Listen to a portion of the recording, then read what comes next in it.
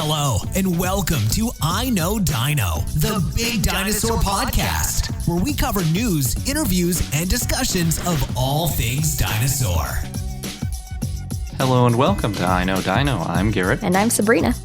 And today's podcast is brought to you by Audible.com. You can get a free audiobook download and 30-day free trial at audibletrial.com/iknowdino. They have over 180,000 titles to choose from for your iPhone, Android device, Kindle, or MP3 player.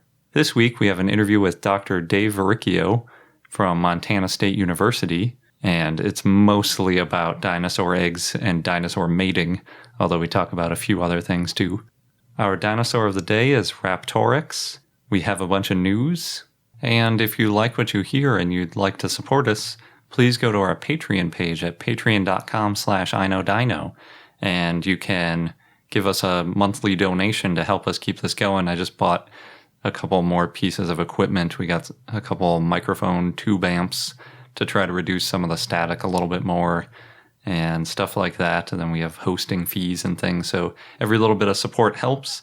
And there are different rewards. If you come in at the $10 level or more, we edit out all the stuff like this and ads so that it's a little shorter and cleaner. And once we reach $200 a month of donations, we're going to send out stickers to everybody. We're just getting the proof of the new sticker that has some extra stuff on it that looks really cool. So if you want to get in on that before we send them out, go to patreon.com/iknowdino. And now for the news. A woman in Australia was collecting shells on the beach when she found dinosaur footprints.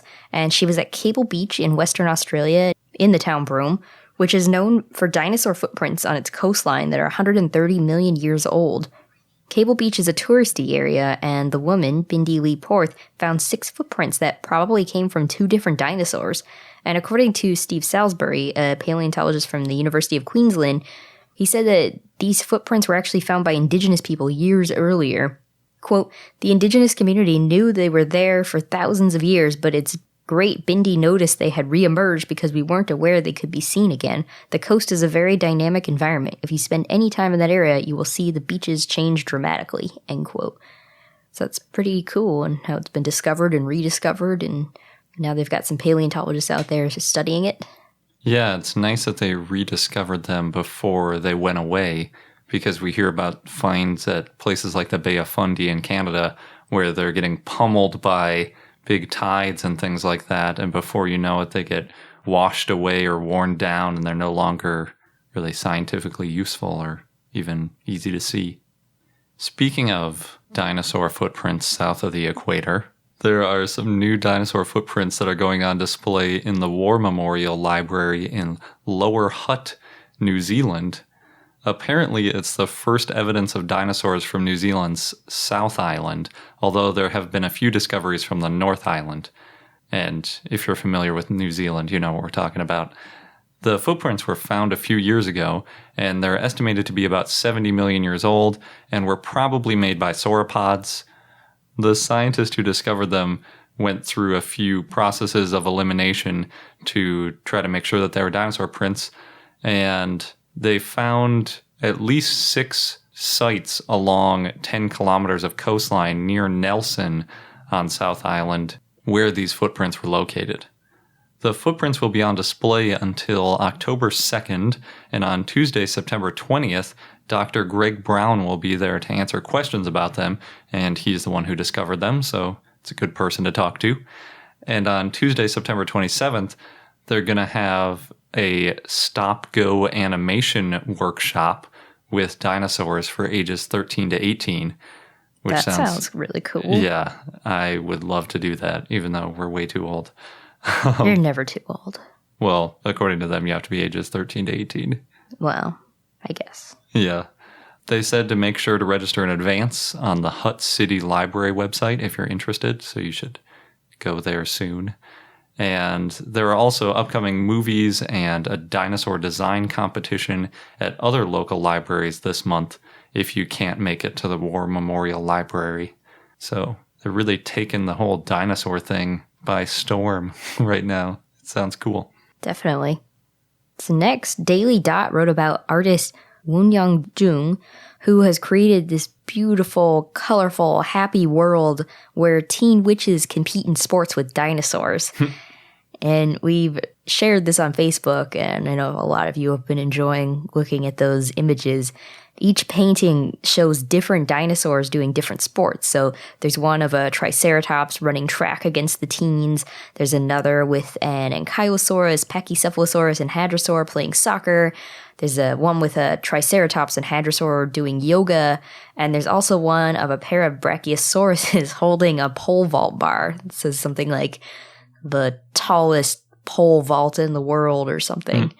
And Jung was inspired by a drawing that he did in high school of a ninja riding a dinosaur. And he told the Daily Dot that he likes pairing the right dinosaurs to each sport to show the most contrast. Quote, "For example, I drew a running track scene with Triceratops because they seem very stiff and almost too massive to run. I hope this would create a witty situation," end quote. And they definitely do. He's gotten a ton of traction on his Tumblr page. So we'll post a link on our blog so you can see for yourself. Yeah, that sounds cool. I like that he acknowledges that a lot of it's goofy, because when you were saying Ankylosaurus playing soccer, I was thinking it would be a pretty awful soccer player. Would probably pierce the soccer ball. Yeah, and they'd just be so slow.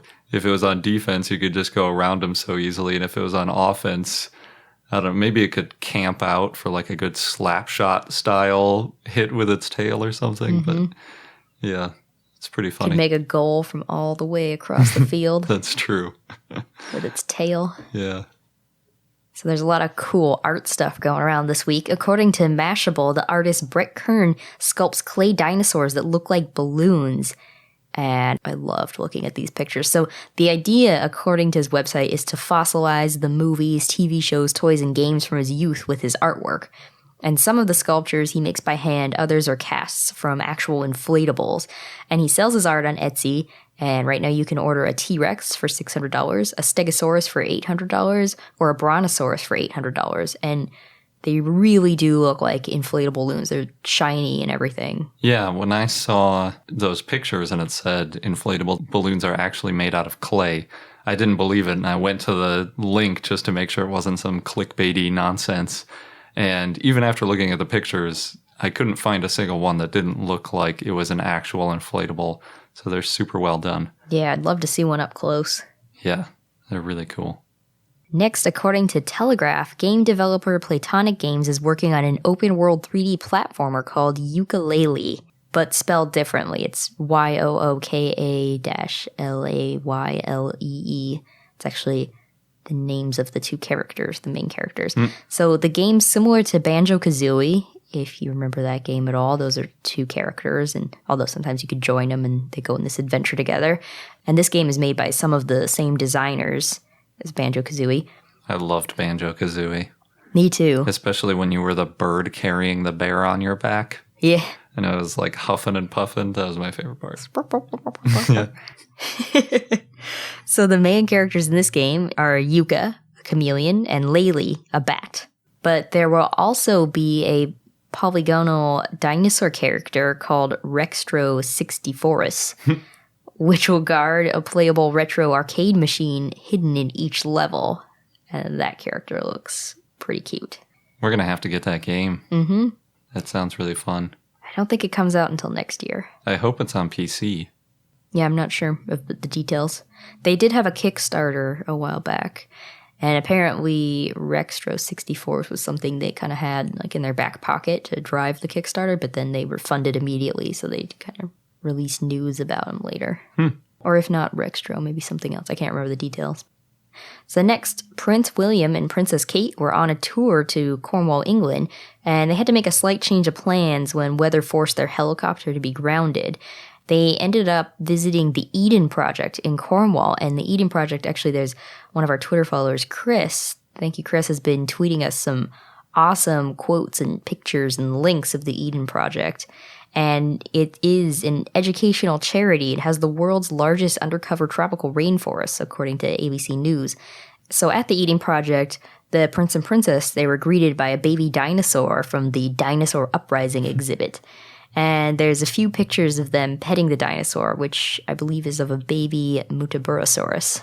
Cool. I think that's the same people that are planning on making Jurassica, if I'm not mistaken. Although I'm not sure how well that's going. I know they were waiting for some permit approvals and things like that.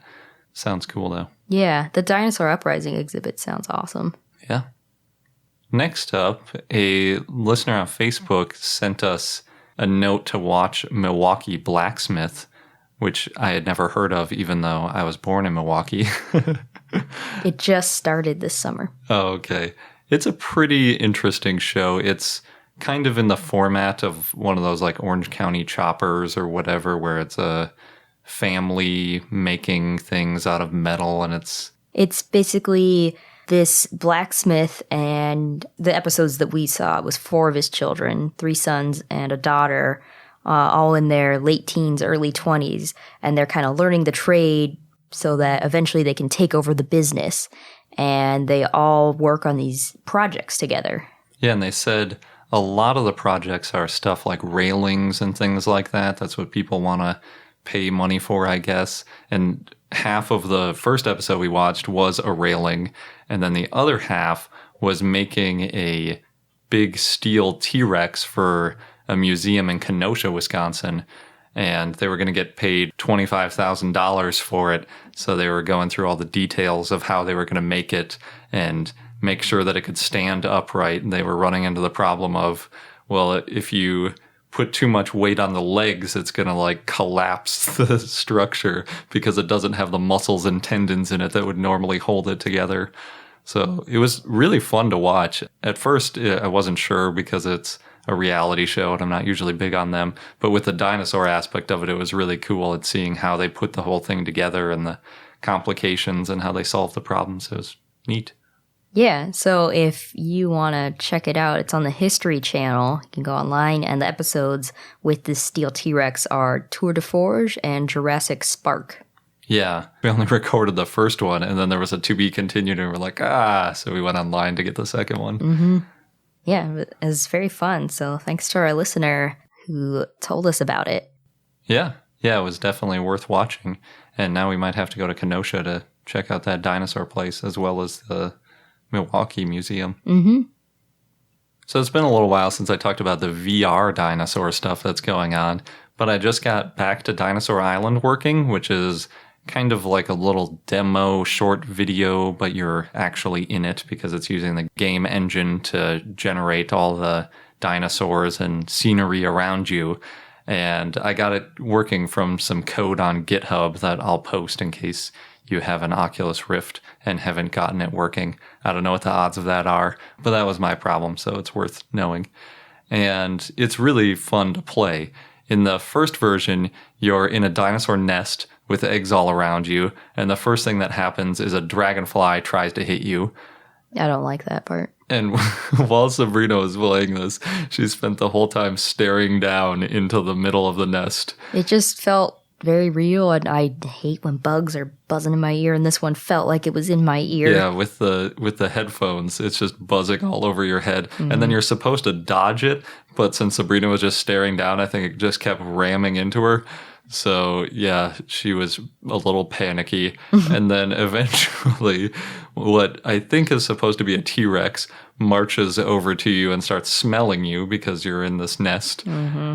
And it's a little bit unclear whether you're in there for the babies to eat when they hatch, or if you're an already hatched baby T-Rex. I think you're there to be eaten. That's kind of what it seemed like, because at the end, the eggs around you hatch, and then they, there's like squealy kind of noises.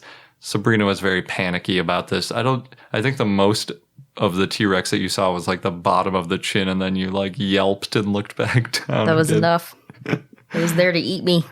Yeah, and I thought that one was the tamer one because the second game is a little bit more interactive.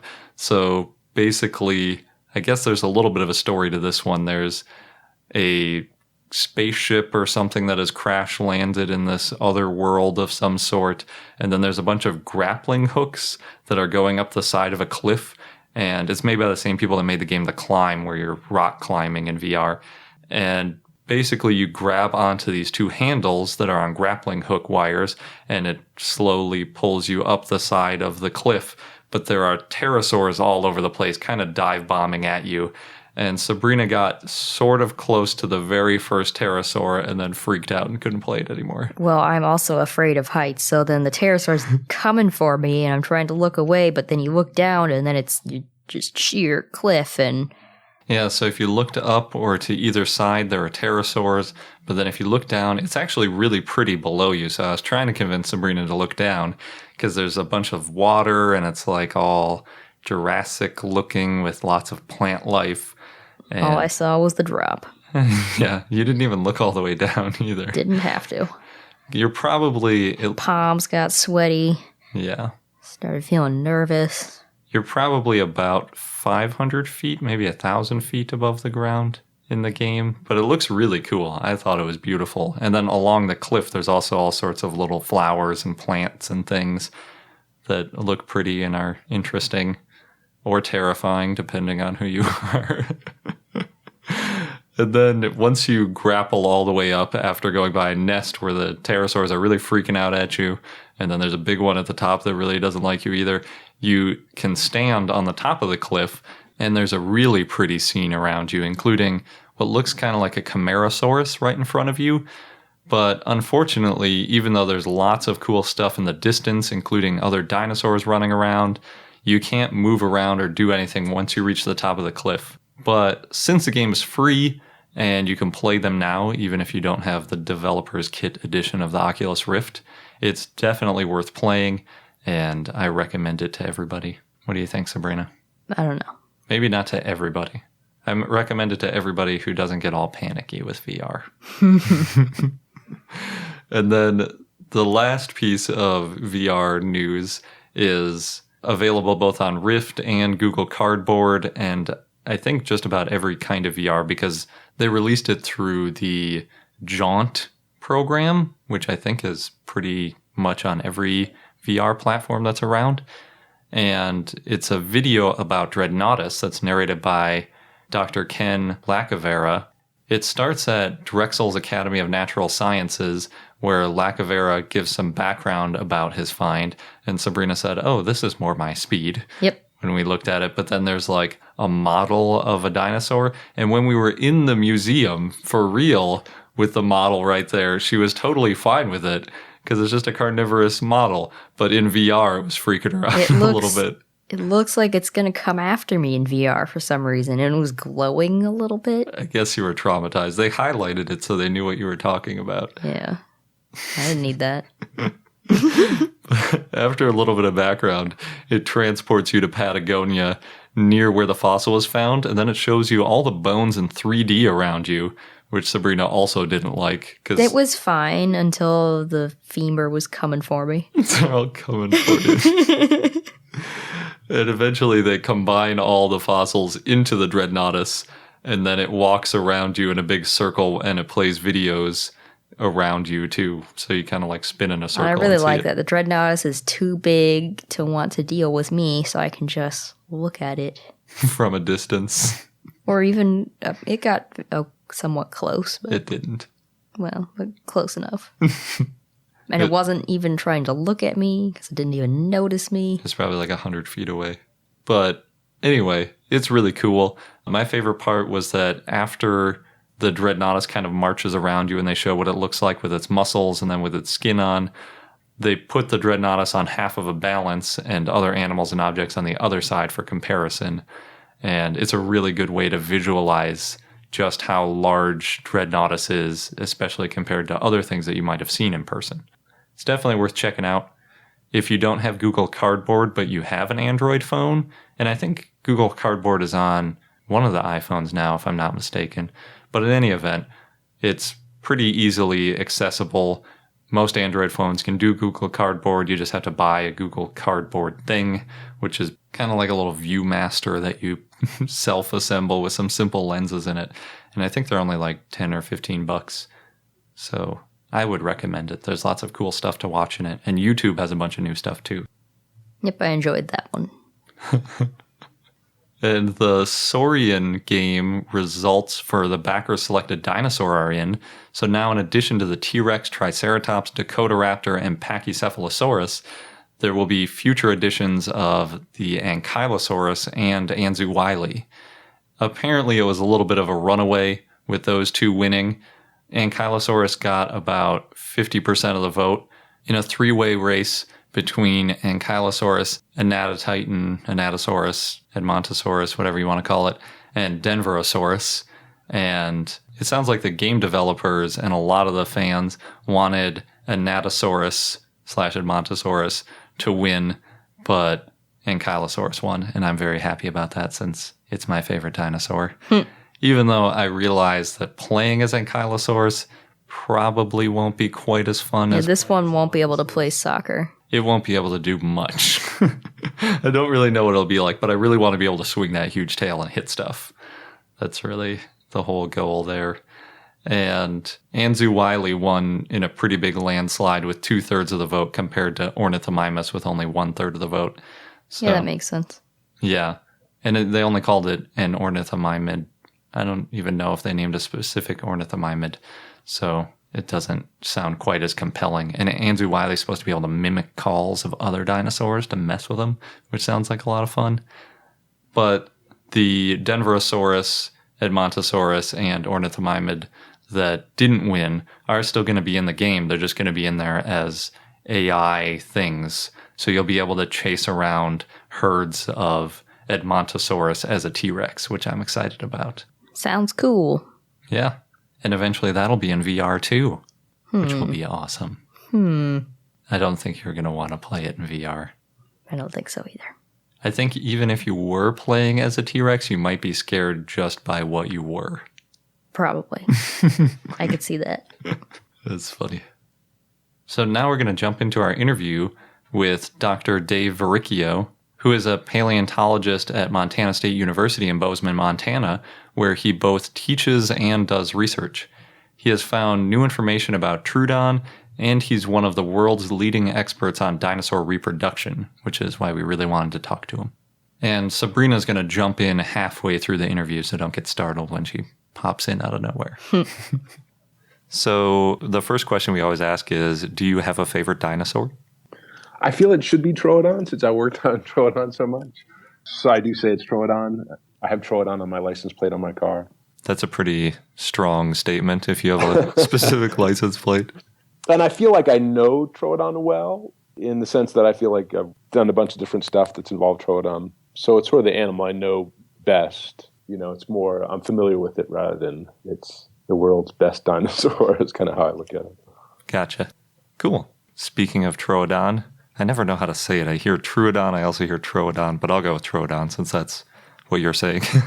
What all have you learned about Troodon through your studies and research? So there was some histology work, so that looked kind of at aging of the individuals, growth of individuals. It looks like Troodon was relatively quick to reach full size, maybe 5 years, but maybe it took a little bit longer to really finalize its growth. You know, it's sort of half-sized by year 1 and nearly full-grown by year 3. Though there are a few bits out there of some, here and there, there's some scattered bits of Troodons that suggest that there were some really big individuals, which puzzles me. And then there was a line of work involving the Troodon reproduction. So I feel like we have a pretty good understanding of Troodon reproduction because we have a nesting trace, we have egg clutches, we have good eggs, we have embryos, well-preserved eggshell. So I feel from that we have a pretty good handle on Troodon reproduction. And then there was a bone bed that I worked on where there was an abundance of Troodon material, although I don't really understand exactly what that means. It's kind of interesting anyway. So when you say a really large Troodon, how big is that? Typically we say a Troodon is about 50 kilograms, so, you know, somewhere around 125 pounds. But once in a while we have this one really big tibia that's, I don't really know weight-wise what that would equal, but it seems, I don't know, significantly larger, like a maybe twice the mass or something like that. And there's a one bone at the University of Montana in their collections, and it seems really big, but the rest of it sort of seems to hover around the same size. So I don't know if that's a different taxa, like maybe there's a different troodontid that's bigger, but we don't really have evidence for smaller individuals of it if that's the case. Or maybe it's just exceptionally large individuals. Yeah, I'm not really sure what that means. Cool. Is Troodon mostly known from Montana? So do you have access to a lot of the Troodon specimens, or is there a pretty large area where you find them? There's some material from Alberta, so just across the border, basically. Mm-hmm. And so here and in Alberta, there's other material. There's teeth that have been described from as far north as Alaska and down in Mexico that are called Troodon, that are kind of challenging to deal with in that one individual would have a variable set of teeth from front of the jaws to the back of the jaws. So it's hard to know if you have like a tooth, does that represent a different species, or is that within the variation that you find within Troodon? So it gets called Troodon because we don't really have anything else to call it. There's some material from Utah that was described as Talus, is the genus. Pretty similar to Troodon as well, though, too. So yes, bottom line is most of the material comes from Montana and southern Alberta. Okay. There are a lot of them, right? I think I see a fair number of Troodon finds. Not really. I mean, we don't, for some reason, it seems like there's good cranial elements in Alberta. They have some good brain cases in Alberta. And we have better post-cranial stuff in Montana. But there's not really a complete skeleton for Troodon. I mean, the most complete skeleton is a small juvenile from Montana. Yeah, that can be problematic when you're trying to figure out what the maximum size is. So it's much rarer than, T-Rexes. In my view, there's tons of T-Rexes. There's several really good skulls of T-Rex, and you can't say the same for Troodon. Is that because it might have been more like prey-sized, or why do you think that is? I think there's a bias against smaller taxa is probably one aspect of it. Is that what you mean by prey size, that people consume it? Yeah. Yeah, so that's part of it. It probably is a predatory animal, so probably in terms of population, it's probably not an abundant animal as well. As opposed to, say, a Maiasaura or some other duckbill or ceratopsian or something like that there might be, many more in a given ecosystem than Troodon. Yeah, so we were actually at the Museum of the Rockies 2 months ago, and we saw your Eryctodromius, I say your Eryctodromius because I think you were probably the paleontologist who might have had the most input on what it looked like, the display. What do you think Eryctodromius might have been digging for? Do you think it just dug for, making a house, or do you think they might have dug for other things? It's pretty fleet of foot. It has pretty long, gracile hind limbs. It's kind of, I guess in my mind, built like a coyote or a Patagonian cavy, a mara. It's kind of a weird rodent in South America that's kind of long-legged, but also digs dens. So, I mean, if you saw it, you would say, oh, that looks like somewhere between like a miniature antelope and a jackrabbit. It's a fast-moving, running animal, but it digs dens. So I think Eryctodromius is kind of like that. I think it's just denning underground, but not. I don't think it's feeding underground. But maybe they're important for reproduction. Would that just be for display, or what do you think? No, I just mean like a shelter away from predators. Oh, gotcha. So like a place, just a safe haven for offspring. I don't know, egg laying, live birth. I don't know what it's doing in there, but I guess I feel like it's probably a safe shelter. So the one that they found, it was just in its own burrow. It didn't have any young or anything with it? No, there were two juveniles with it. Oh, okay, but we don't know if there were eggshells. No eggshells that we found. No, I mean they're fairly good sized individuals, so they'd have been out of the egg for quite some time. Like months. Interesting. This is the only burrowing dinosaur we know about, right? Bob Bacher described a small ornithischian dinosaur that he said he thought came from burrows about 10 or 12 years ago. But it's a small ornithischian as well. He thought that it might be burrowing just because of the nature of he didn't have a burrow structure, but he had these assemblages of small individuals together. And he thought that was a way to explain them. Oh, interesting. So he suggested that for that animal. He didn't really go into much details about it taphonomically, or like I said, there was no trace to go with it. And it's interesting. I feel like there's now rumors, I can't really say, of other dinosaurs that potentially might have been burrows. Yeah, it would make sense that there is more than one kind that did that. Yeah. Mm-hmm. I mean, we see a lot of modern animals do it for sure, especially smaller ones that need a little extra defense. Right. And it's also worthwhile to get out of whatever the environmental conditions, whether it's the heat of the day or the cool of the night. It might be useful to have a shelter just to spend those bad times in. Oh, that's true. Yeah, probably just feel safer too. Mm-hmm. No one else can get in. Yeah. Speaking of reproduction, I haven't really heard anybody talk about potential live births of dinosaurs. Is that something you think might be possible? We don't. I guess we don't really have any good evidence in the sense that we haven't ever found a large skeleton with young inside. And I think that given all the research that's been done on dinosaurs, that if live birth was out there, we'd probably find one of those eventually. But we do lack eggs for large numbers of dinosaurs. Mm-hmm. So we have a fairly diverse set of dinosaur eggs, but when you look at them in detail, they mostly fall out with Saurischian dinosaurs. So we have oviraptor eggs, and we have troodontid eggs, and we have eggs for other small theropods. We have eggs for sauropods, but we have no eggs for armored dinosaurs. We have no eggs for horned dinosaurs. So those are two big groups.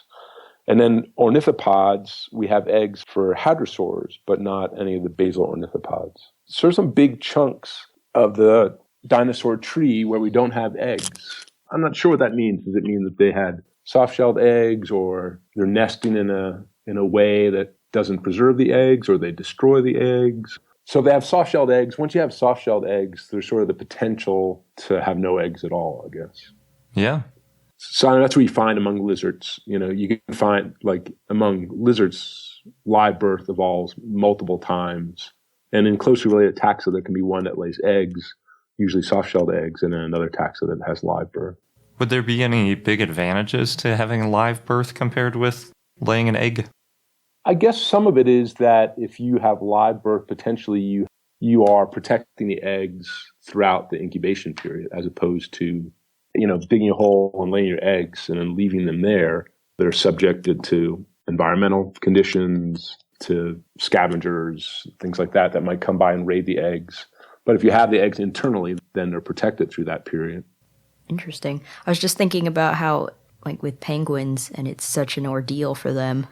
Right? Because they have to, with their egg, and they have to, the father penguin can't even eat for months at a time because they're busy protecting the egg, and then... Yeah, that's a good point. In more extreme environments, it could be more helpful. It seems just crazy, doesn't it? It's like they spend the winter standing on an egg in the coldest part of the world. Yeah, just starving to death. Yeah. It's like not even the summer down there, it's the winter. It's just like, it seems ridiculous. Yeah. They could really go for a live birth evolution. Yeah, I guess that would facilitate things. You'd think if they had the internally, at least they could swim around in the water, be a lot warmer, and they could feed. Yeah, they could eat rather than just slowly starving to death for months. Yeah.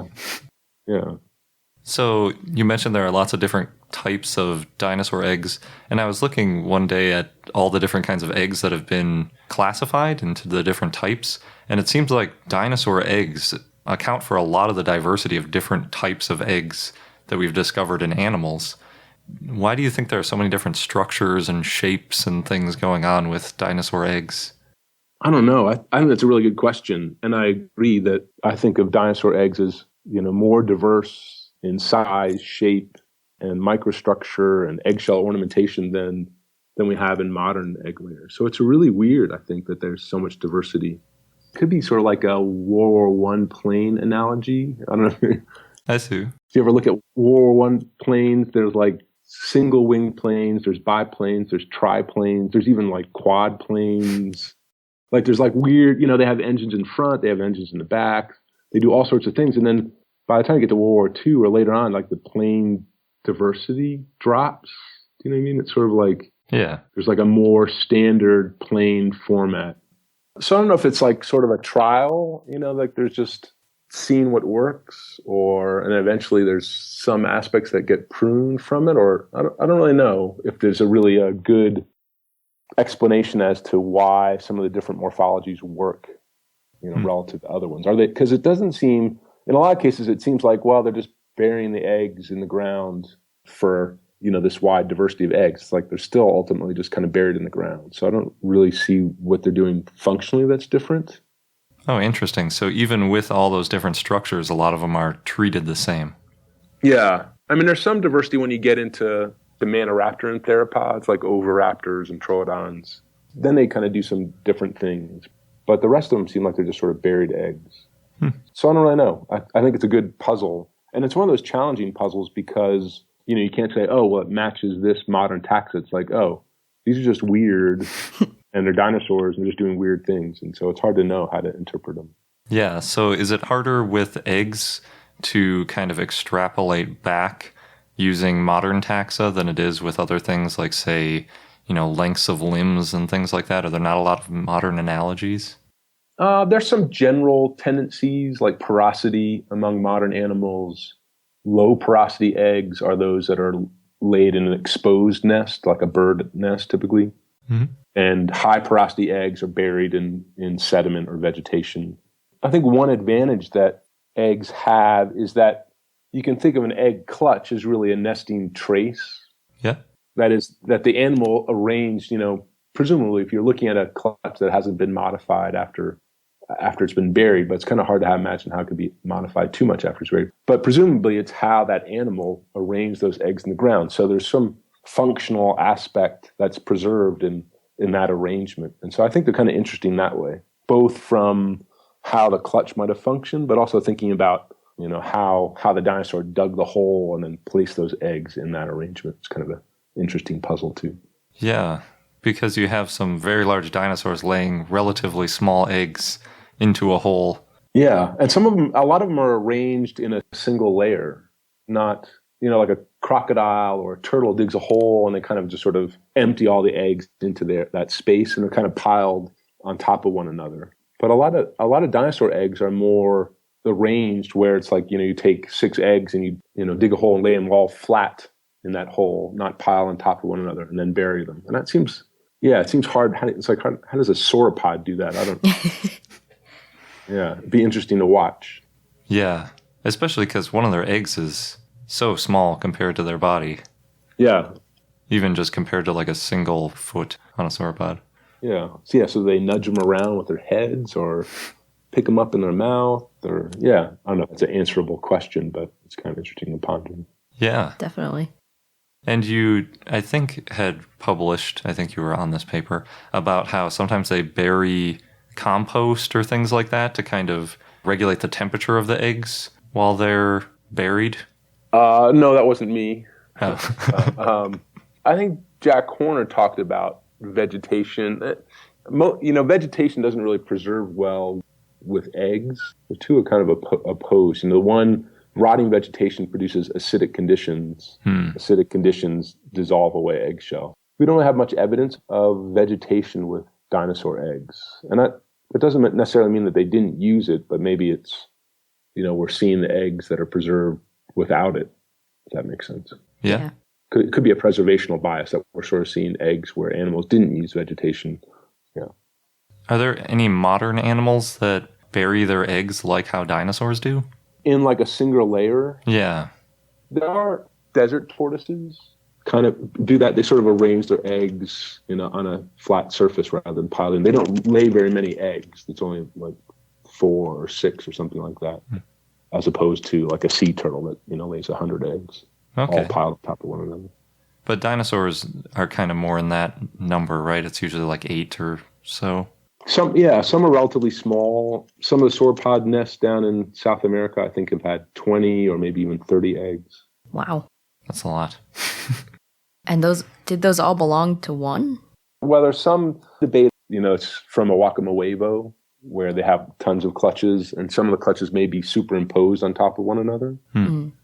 But I mean, they're really big, they're multiple ton animals. So really the mass of all those eggs is not very much really relative to the mass of the adult. And then you said some of them eventually did evolve open nesting behavior, and that might have some kind of evolutionary advantage, right? Yeah, so oviraptors and troodontids appear to have, some contact between the adult and the eggs within the clutch. Maybe there's less so in oviraptors and then more contact in troodontids. Oh, interesting. So it's a debatable point, but I guess I think that means that they're providing heat to the eggs and incubating them with body heat, or at least in part with body heat. That's interesting you say troodons had more contact, considering when I think of an oviraptor, one of the main things I think of is that brooding kind of mother that was found.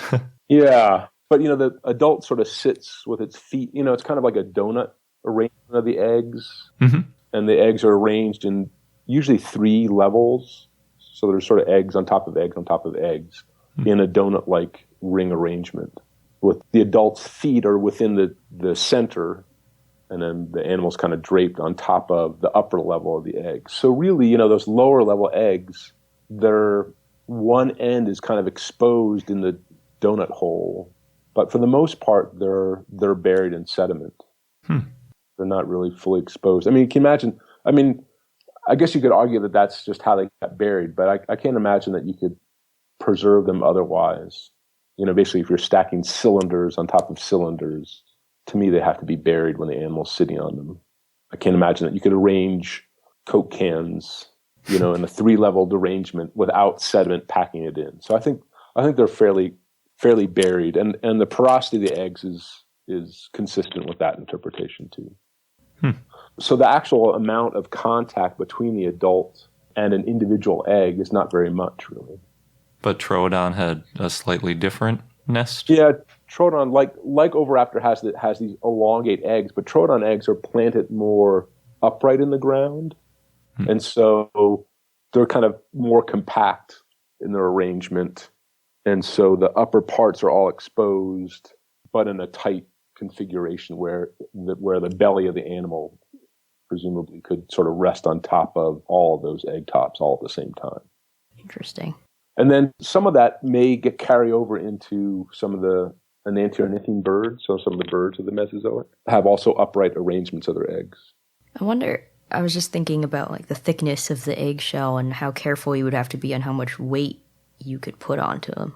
Yeah, troodon eggs are not particularly thick. It's about a millimeter thick. Mm-hmm. But I mean, troodon's it's not a giant, it's 125 pounds or something like that, maybe. So it's not a really super heavy animal. Yeah. Ostriches are 300 pounds, and emus and rheas, they're sort of in the troodon range-ish. That's true. I guess I'm thinking if I sat on an egg. A chicken egg? A chicken egg. Yeah. I could still easily break it. Chicken eggs are a lot thinner, though. Oh, yeah. A lot of their weight is on their legs, even when they're sitting, kind of on their metatarsals. Mm-hmm. And then you can sort of ease your body mass onto the egg clutch. Okay, yeah, I see. That makes sense. So it's not really like sitting on it. It's more just like touching it. Yeah, I think the animal could sit down, but as it's sitting down, its weight is really on its legs until it and then it can kind of adjust how much weight is on the egg clutch. I don't know. I sort of feel like, I probably need to watch videos of nesting emus or something like that. Yeah. Yeah, that could be interesting. I don't think I've ever seen, other than like a chicken or a songbird or something, much about the nest. Like, I don't even think I've ever seen an ostrich nest. But ostriches just lay one egg at a time, right? Well, they have big clutches, though, but they lay one egg at a time, yeah. Oh, okay. All birds lay one egg at a time, right? Even if they have a big clutch, they're producing eggs one per day. An ostrich usually takes 3 to 5 days between eggs. Mm.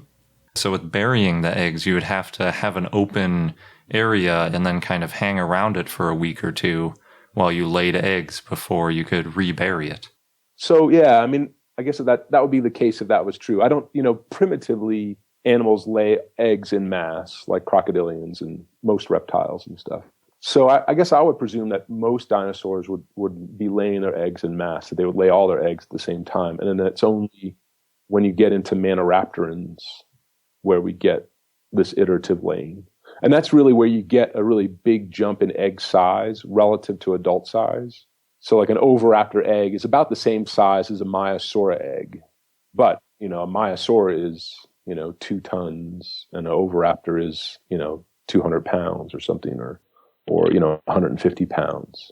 So the egg is substantially larger for the oviraptor. So at Maniraptorans, where we see a lot of changes in reproduction, and there's changes in egg shape, the eggs become really big relative to the adult body size. And that's where we start to get this egg pairing, which is kind of how we inferred the iterative laying of eggs.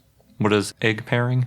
So eggs in oviraptor egg clutches are arranged in pairs, and same thing in Troodon egg clutches.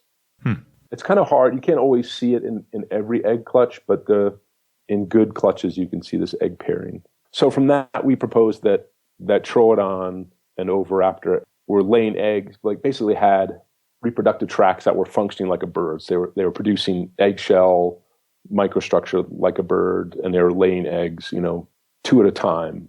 So one from each ovary and oviduct. Say they lay 2 eggs on one day and then lay 2 eggs on a subsequent day. And then about 10 years later, they found an oviraptor that had 2 eggs internal. So that was sort of supportive evidence that was probably the case. Yeah, that's a good find. So I guess I don't really know whether other dinosaurs outside of Maniraptorans were laying eggs, 1 at a time or 2 at a time. There's no real evidence to argue that they were. And so I think the safest assumption is that they were probably producing their eggs en masse. But I guess I would say we don't really have strong evidence one way or the other. Yeah. I think the burying thing seems pretty difficult if you're laying them 1 at a time, though. Right. Mm-hmm. But oviraptors presumably are building this complex, and Troodon building this weird complex of eggs where eggs are being laid 2 at a time. So that's kind of a puzzle to think about as well. Mm-hmm. Yeah. Lots of good puzzles. So Sabrina and I were just in the 2 Medicine Dinosaur Center, and we did one of their daily dig things. And we went out to a nest, and Sabrina found some eggshell fragments, and they were all very, very small. Is that a typical thing, or do you ever find a nice intact egg that just looks like an egg was buried and then turned into a rock? I would say in the 2 Medicine, it's pretty typical to find bits of eggshell. Eggshell's fairly common in the formation, but to find good eggs is pretty uncommon. Most of the time, they're being laid in mudstones, and those mudstones have been compacted, so the eggs just kind of been flattened into, a pancake of eggshell. But eggs laid in sandstones have more potential. The sand is just harder to compact, so the eggs tend to retain their 3-dimensional shape. So a lot of the eggs from China are in coarser grained sediments. And then in the 2 Medicine, a lot of the Troodon eggs are laid in these sediments that have been infused with calcium carbonate later on. And so they've been cemented pretty early on in their burial process. So the eggs haven't been compacted too much, and those retain pretty good 3-dimensional shape as well. Cool. I was probably at that site actually this summer. Nice. Because Dave Trexler, I visited with Dave Trexler, and he visited our site, and then I went out there with he and another guy out to his site. Oh, cool. Yeah, I saw you did some work at the 2 Medicine. We just interviewed Dave Trexler when we were there, too. He's a cool guy. Yeah. You also did some work re-identifying an embryonic remain within an egg. So was that one pretty well preserved? And what kind of conditions do you need to get an embryo still inside the egg?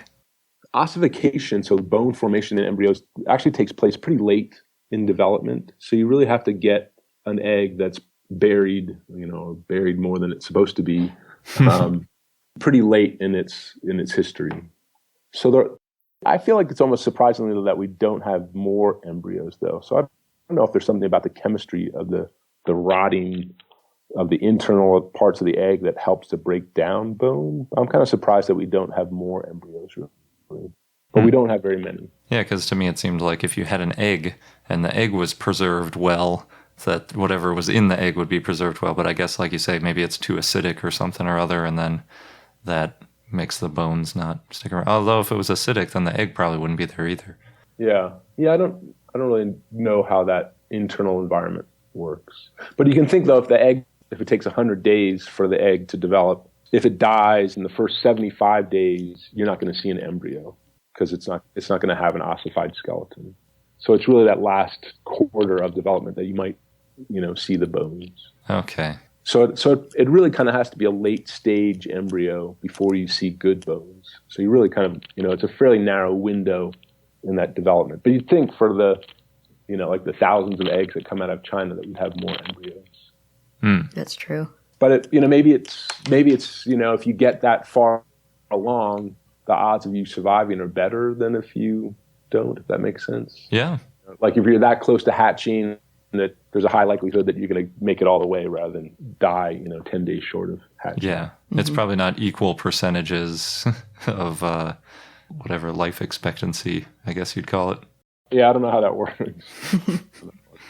I don't know. There's probably, maybe you could get numbers from modern animals. I don't know. That would provide some insight there. I don't know. Possibly a more difficult question. I was trying to find what the largest dinosaur egg is, and I found many sources saying there are titanosaur eggs that are basically giant spheres. And then I found other sources saying there's an Oviraptorosaur in China that has a completely different shaped egg that's very long and skinny, like you were saying, Coke can type shape, but also very big. What do you think the largest dinosaur egg would be from?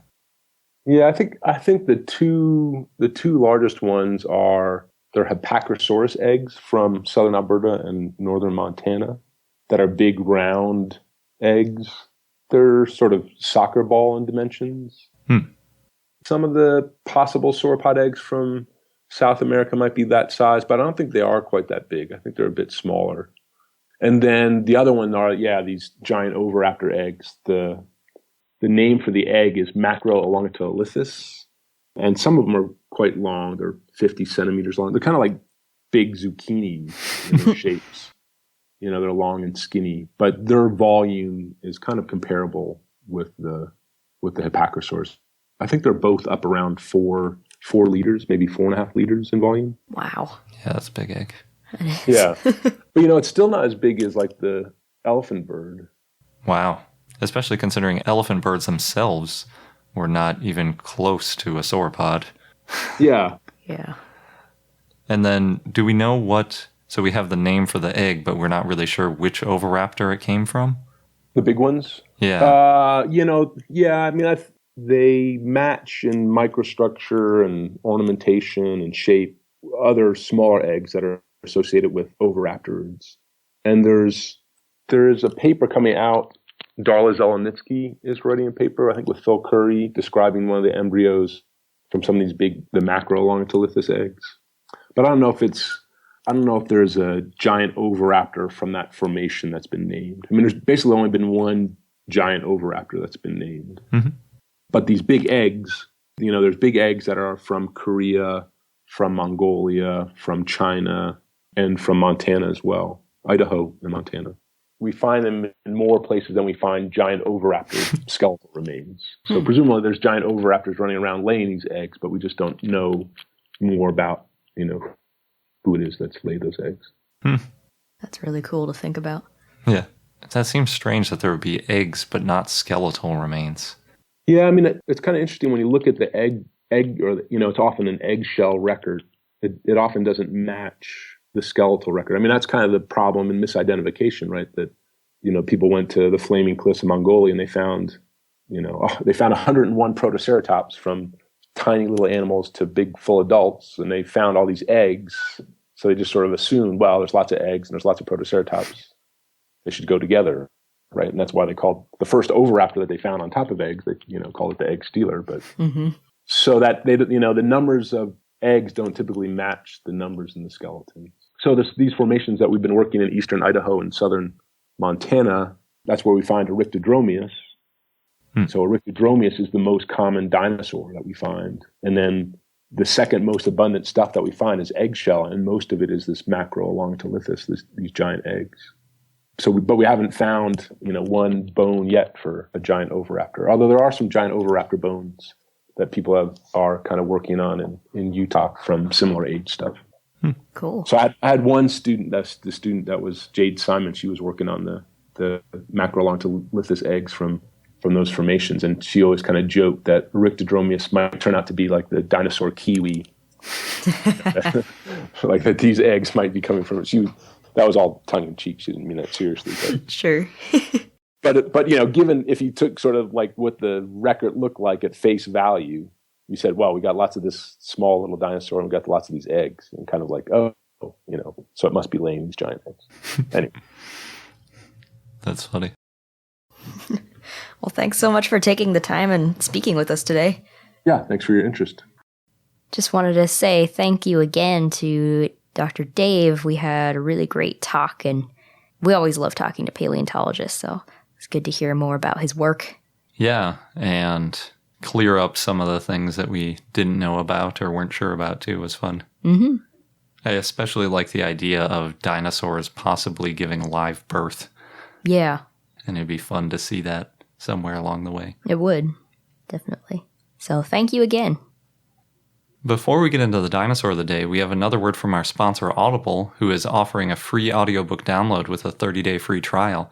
I just finished another book last night, which was another murder mystery from the Harry Bosch series by Michael Connelly. And so I immediately downloaded the next one in the series. I'm on the 21st book in the series. That's how many of these audiobooks I've listened to. So I'll have to expand my horizons within the next few months when I finish the remaining 5 or 6 in the series and I'm all caught up. He's still writing new ones, so I'll be going back eventually, but it's not at a rate of 20 a year, so I'm definitely going to catch up soon.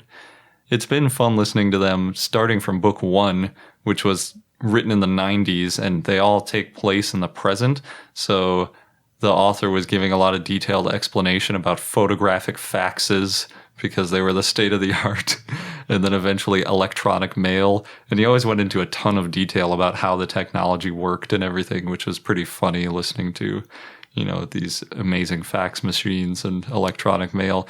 And in the more current books, he's texting pictures to his daughter, so we're finally catching up with some new technology.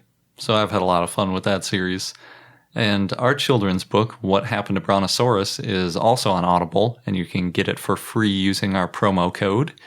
If you want to download a free audiobook today, you can go to audibletrial.com/iknowdino.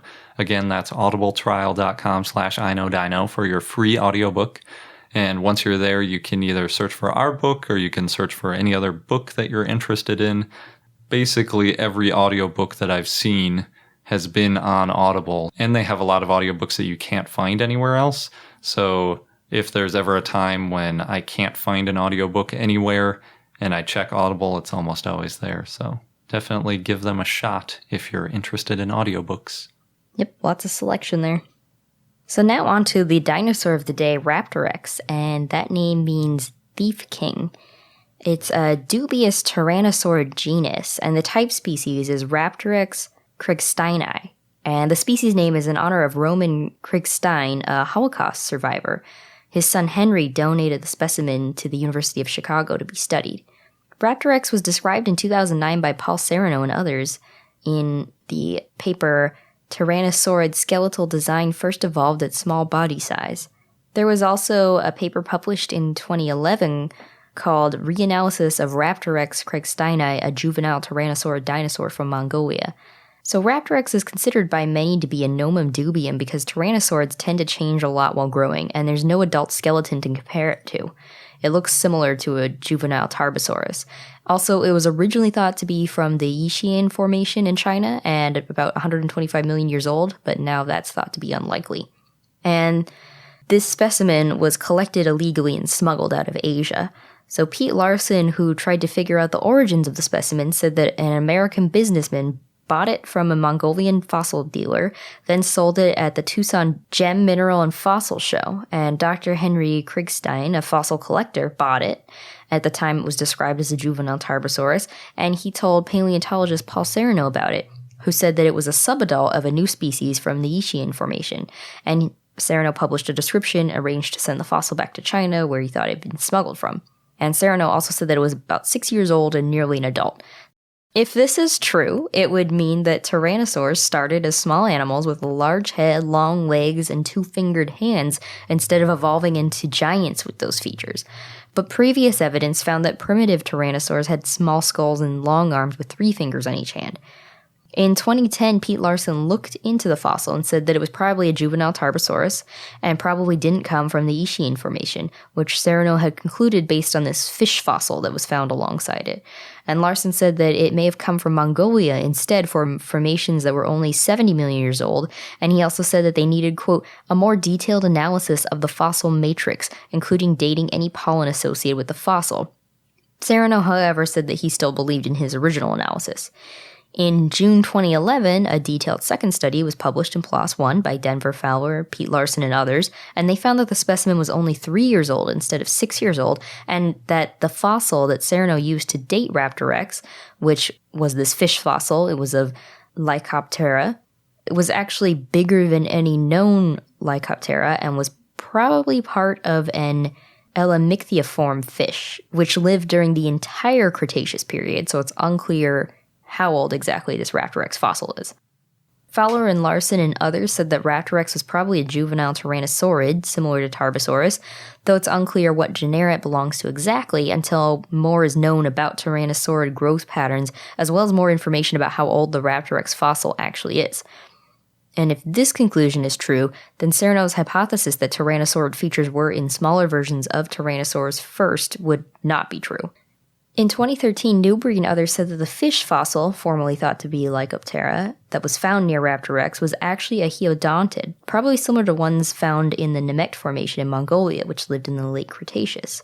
And this is because the species found near Raptorex match with the species only known from the Yixian Formation.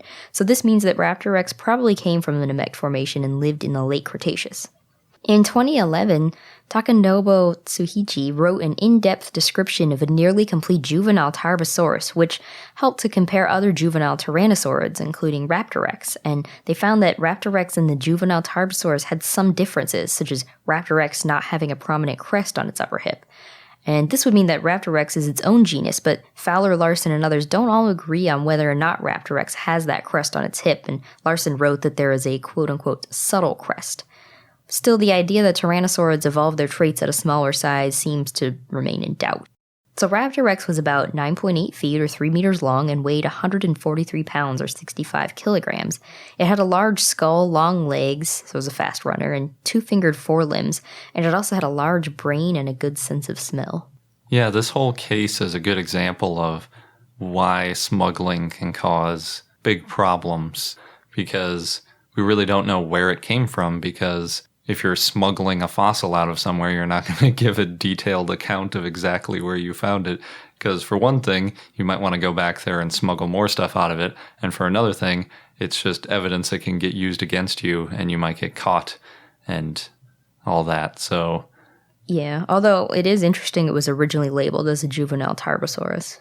Yeah, and it might have come full circle back to a juvenile Tarbosaurus. Mm-hmm. So it's hard to say whether it's distinct enough to be its own genus, and it's especially hard to tell when you can't tell what rock it came out of, so you can't do your research on the sediment it came from to try to figure out the exact age, because if we knew it came from the exact same time as Tarbosaurus in place, that's obviously a big clue, whereas if it came from 50 million years earlier in a totally different place. So, yeah, don't smuggle fossils. Or buy stolen fossils. You don't necessarily always know it was stolen. If it's a Tarbosaurus, it's stolen. Not everyone knows that. I know, I'm just saying. And our fun fact of the day comes from that Dreadnoughtus video that Sabrina wasn't too scared of, where Dr. Ken Lacavera is showing Dreadnoughtus on the scale compared to other animals and things that I liked so much. And he shows that Dreadnoughtus weighed less than a Boeing 737, despite weighing as much as 9 T-Rexes or 12 full-grown male African elephants. I think that he might be using the upper end of the weight estimate. We talked about the whole convex hull thing a while ago and how weight estimates can vary pretty wildly depending on what technique you use. But it's still pretty crazy that it weighed so many times more than these T-Rexes and not as much as something that we have built that can fly. And that wraps up this episode of I Know Dino. Thanks for listening. And again, if you want to help us get to our goal so we can send out stickers, we just got 2 new patrons this week, so that's pretty exciting. Then please check out our Patreon page at patreon.com/iknowdino. We would also settle for a review on iTunes. Until next time.